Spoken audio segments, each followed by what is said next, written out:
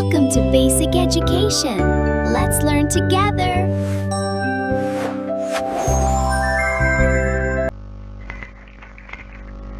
তোমাদের গণিত বইয়ে 26 পৃষ্ঠায় 1, 2, 3টি অঙ্ক আছে। অঙ্কগুলি আমরা আজকে করব।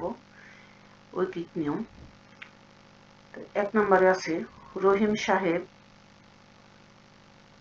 বাজার থেকে 600 টাকা দিয়ে 5টি ডাব কিনলেন। 12টি ডাব কিনলে তার কত টাকা খরচ হবে? কত টাকা দিয়ে ডাব কিনেছে? 600 টাকা। কয়টি ডাব কিনেছে? 5টি। তাহলে একটির দাম বের করতে হবে। আমার প্রথমে সমাধান করছি। 5টি ডাবের দাম 600 টাকা। সুতরাং তাহলে একটি ডাবের দাম 600 ভাগ 5 টাকা। তাহলে 600কে 5 দিয়ে ভাগ করলে কত হয়? 5 × 60 আর একটা শূন্য, 120 টাকা। তাহলে একটি ডাবের দাম আমরা পেয়ে গেলাম। এখন আমরা একটি ডাবের দামের সাথে 12টি ডাব 12 দ্বারা গুণ করলে আমরা 12টি ডাবের দাম পাবো।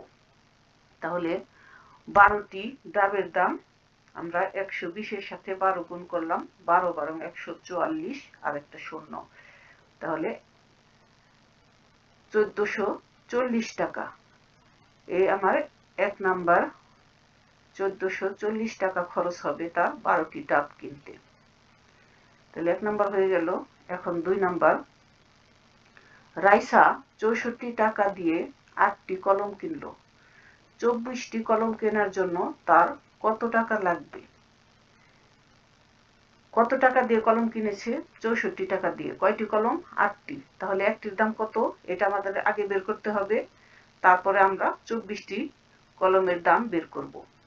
তাহলে 8টি কলমের মূল্য কত? 64 টাকা। একটি কলমের মূল্য 64কে 8 দ্বারা ভাগ করব, 8 × 8 = 64।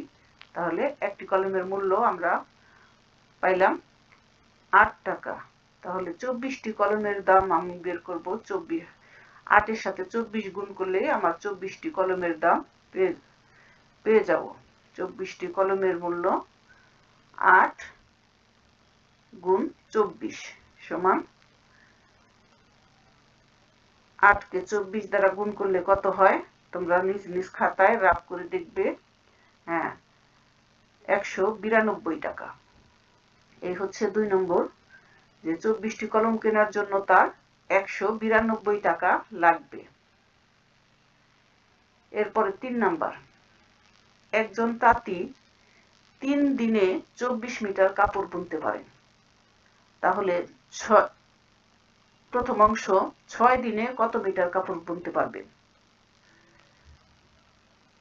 32 দিনে 256 মিটার কাপড় বুনলে এর অর্ধেক সময়ে কত মিটার কাপড় বুনতে পারবেন? 20 দিনে 160 মিটার কাপড় বুনলে 5 দিনে কত মিটার কাপড় বুনতে পারবেন? তাহলে এই অঙ্কটা হচ্ছে 3টা অংশ। 6 দিনে কত মিটার, তারপরে 32 দিনে যত মিটার বানাইতে পারে তার অর্ধেক সময়, মানে 32-এর অর্ধেক সময় কত মিটার বুনতে পারবেন, আর 20 দিনে 160 মিটার বুনলে 5 দিনে কত মিটার বুনতে পারবেন। তাহলে প্রথম অংশ আমরা দেখি। 3 দিনে কাপড় বুনতে পারেন 24 মিটার। 1 দিনে কাপড় বুনতে পারেন, 24কে 3 দ্বারা ভাগ করে দিলাম, 8 মিটার। 3 × 8 = 24, 8 মিটার। তাহলে 6 দিনে বুনতে পারেন, এই 1 দিনের কাপড় বুননের সাথে আর 6 দ্বারা গুণ করে দিলাম, তাহলে 6 × 8 = 48 মিটার। এটা হচ্ছে প্রথম অংশ, প্রথম 1 নাম্বার। এরপরে হচ্ছে 2 নাম্বার, 32 দিনে কাপড় বুনে 256 মিটার। তাহলে 1 দিনে কাপড় বুনে 256কে 32 দ্বারা ভাগ করলে 8 মিটার হয়। তাহলে 32-এ অর্ধেক সময়ে, 32 দিনে যতটুকু বুনতে পারে তার অর্ধেক সময় বলতে 32-এর অর্ধেক কত? 16। যেহেতু 32-এর অর্ধেক 16, তাই 16 দিনে কাপড় বুনতে পারে। এই 1 দিনের 8 মিটারের সাথে 16 দ্বারা গুণ করে দিলাম, 128 মিটার।